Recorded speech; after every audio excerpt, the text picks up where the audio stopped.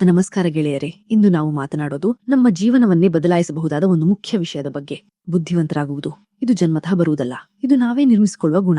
ಇಂದು ಈ ವಿಡಿಯೋದಲ್ಲಿ ಜೀವನದಲ್ಲಿ ಯಾವ ಪಾಠಗಳು ನಿಮ್ಮ ಬುದ್ಧಿಮತ್ತೆಯನ್ನು ಗಗನಕ್ಕೇರಿಸುತ್ತವೆ, ಯಾವ ನಡವಳಿಕೆಗಳನ್ನು ರೂಢಿಸಿಕೊಂಡರೆ ನೀವು ನಿಜವಾದ ಇಂಟೆಲಿಜೆಂಟ್ ವ್ಯಕ್ತಿ ಆಗಬಹುದು, ಇವು ಎಲ್ಲವನ್ನೂ ಆಳವಾಗಿ ಸರಳವಾಗಿ ಉದಾಹರಣೆಗಳೊಂದಿಗೆ ನೋಡೋಣ. ಪಾಠ 1. ಕೇಳುವ ಸಾಮರ್ಥ್ಯವೇ ಬುದ್ಧಿವಂತಿಕೆಯ ಮೊದಲ ಲಕ್ಷಣ.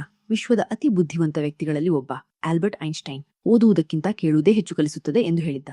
ಬುದ್ಧಿವಂತರು 1. ಹೆಚ್ಚು ಕೇಳುತ್ತಾರೆ, 2. ಕಡಿಮೆ ಅಡ್ಡಿಪಡಿಸುತ್ತಾರೆ, 3. ಪ್ರತಿಯೊಂದು ಮಾತಿನ ಅರ್ಥವನ್ನು ಆಳವಾಗಿ ಯೋಚಿಸುತ್ತಾರೆ. ಕೇಳುವವರು ಕಡಿಮೆ, ಮಾತನಾಡುವವರು ಹೆಚ್ಚು.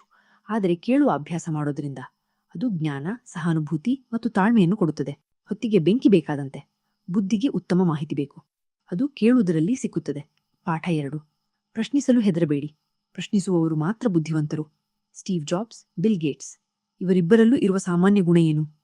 ಅವರ ಆತ್ಮಕೌತುಕ. Questions, endless questions.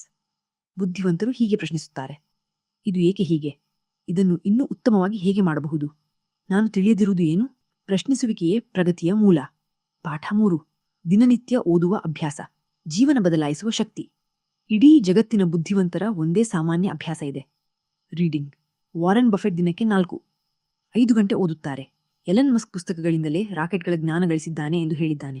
ಓದುವವರಿಗೆ 1. ಹೊಸ ಆಲೋಚನೆ, 2. ಹೊಸ ದೃಷ್ಟಿಕೋನ, 3. ಸಮಸ್ಯೆ ಪರಿಹಾರ ಶಕ್ತಿ, 4. ಮನಸ್ಸಿನ ಶಾಂತಿ. ಎಲ್ಲವೂ ಸಿಗುತ್ತವೆ.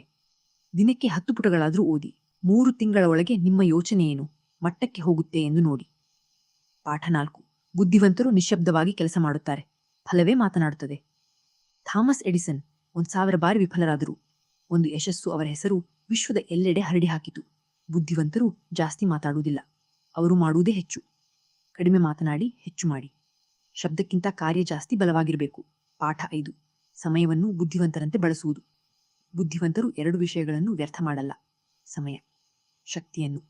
ಈಲಾನ್ ಮಸ್ಕ್ನ ಟೈಮ್ ಬ್ಲಾಕಿಂಗ್ ತಂತ್ರ, ಗಾಂಧೀಜಿಯವರ ದಿನನಿತ್ಯದ ಶಿಸ್ತು. ಅವರು ಸಮಯವನ್ನು ಎಷ್ಟು ಗೌರವಿಸುತ್ತಿರಲೋ ಅದೇ ಅವರನ್ನು ಗಗನಕ್ಕೇರಿಸಿತು. ಸಮಯ ಕಳೆದು ಹೋದ್ಮೇಲೆ ಅದು ಮರಳಿ ಸಿಗಲ್ಲ. ಪಾಠ 6. ಬುದ್ಧಿವಂತರು ಇಮೋಷನ್ಗಳನ್ನು ನಿಯಂತ್ರಿಸುತ್ತಾರೆ.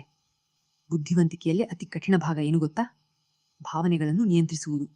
ರೋಷಪ್ ನಿರ್ಧಾರ ಹಾಳು, ಭಯ ಅವಕಾಶ ತಪ್ಪು, ಅಹಂಕಾರ ಬುದ್ಧಿ ಅಂಧ. ನೆಪೋಲಿಯನ್ ಹಿಲ್ ಹೇಳ್ತಾರೆ: emotion under control is the greatest human power. ನಿಜವಾಗಿಯೂ ಬುದ್ಧಿವಂತರಾಗಬೇಕಾದ್ರೆ ಮೊದಲು ಭಾವನೆಗಳ ಮೇಲೆ ವಿಜೇತರಾಗಬೇಕು. ಪಾಠ 7. ಬುದ್ಧಿವಂತರು ಸುತ್ತಮುತ್ತಲಿನವರನ್ನು ಜಾಗರೂಕವಾಗಿ ಆಯ್ಕೆ ಮಾಡುತ್ತಾರೆ.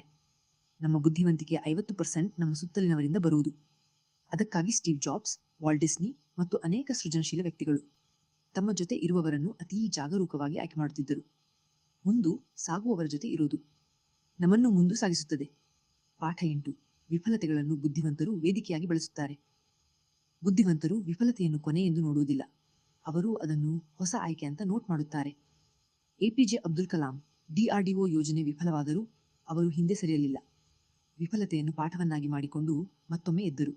ಅದರ ಫಲವಾಗಿ ಇಂದು ಅವರ ಹೆಸರು ಜಗದ್ಗೌರವ. ಬೀಳೋದು ಸಾಮಾನ್ಯ, ಏಳದೇ ಇರುವುದು ವಿಫಲತೆ. ಪಾಠ 9. ನಿತ್ಯ ಅಭಿವೃದ್ಧಿ. ಬುದ್ಧಿವಂತರ ಗುಟ್ಟು. ಜಗತ್ತಿನ ಅತಿ ಯಶಸ್ವಿ ವ್ಯಕ್ತಿಗಳು ಇನ್ನೂ ಕಲಿಯುತ್ತಿದ್ದಾರೆ. ವಿರಾಟ್ ಕೊಹ್ಲಿ, ಸಂದೀಪ್ ಮಹೇಶ್ವರಿ, ಟಾಟಾ ಅಂಬಾನಿ, ಯಾರೂ ಆದರೂ ಅವರು ನಿನ್ನೆಗಿಂತ ಇಂದು ಒಂಥರ ಮುಂದಿರುವ ನಿರ್ಧಾರ ತೆಗೆದುಕೊಳ್ಳುತ್ತಾರೆ. ಪ್ರೋಗ್ರೆಸ್ ಓವರ್ ಪರ್ಫೆಕ್ಷನ್, ಅದೇ ಬುದ್ಧಿವಂತಿಕೆ. ಗೆಳೆಯರೇ, ಬುದ್ಧಿವಂತಿಕೆ ಯಾವುದೋ ಜಾದು ಅಲ್ಲ, ಇದು ದಿನನಿತ್ಯದ ಯಾವ ಚಾಯ್ಸಸ್ ಮಾಡ್ತೀವಿ ಅಂದರೆ ಅದರ ಆಧಾರ. ಕೇಳಿ, ಓದಿ, ಪ್ರಶ್ನಿಸಿ, ಕಲಿತುಕೊಳ್ಳಿ, ಭಾವನೆಗಳನ್ನು ನಿಯಂತ್ರಿಸಿ, ಸಮಯವನ್ನು ಗೌರವಿಸಿ ಮತ್ತು ಪ್ರತಿದಿನ ಹೆಜ್ಜೆ ಮುಂದಕ್ಕೆ ಹಾಕಿ. ಗಮನದಲ್ಲಿರಲಿ, ಬುದ್ಧಿವಂತರು ಹುಟ್ಟುವುದಿಲ್ಲ, ಅವರು ರೂಪುಗೊಳ್ಳುತ್ತಾರೆ. ಈ ವಿಡಿಯೋ ನಿಮಗೆ ಪ್ರೇರಣೆ ನೀಡಿದರೆ ಲೈಕ್ ಮಾಡಿ, ಶೇರ್ ಮಾಡಿ ಮತ್ತು ಇನ್ನೂ ದೀರ್ಘವಾಗಿ ಆಳವಾಗಿ ಕಲಿಯಲು ನಮ್ಮ ಚಾನೆಲ್ ಸಬ್ಸ್ಕ್ರೈಬ್ ಮಾಡಿ.